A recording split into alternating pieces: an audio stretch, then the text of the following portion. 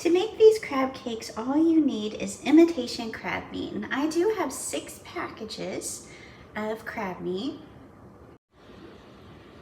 Instead of breadcrumbs, I'm going to use some gluten-free crackers. Then you need to take your crab meat and chop it into very small pieces. You're going to add 1/4 cup of olive oil, about 1.5 cups of breadcrumbs,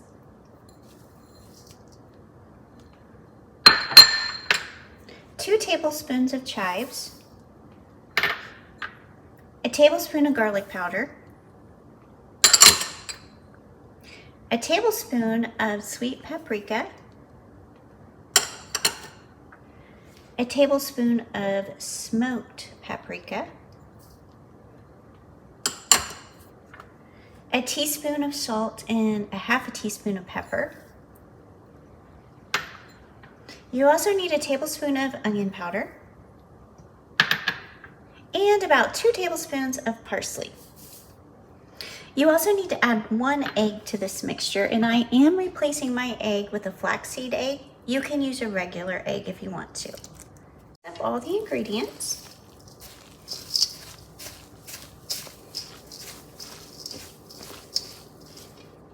We're also going to add in about 1/4 teaspoon of chipotle powder.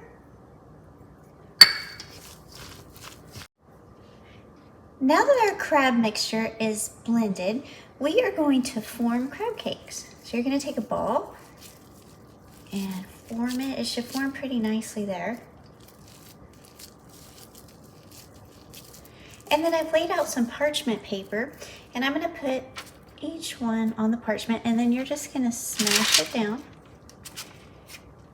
And that's all we have to do.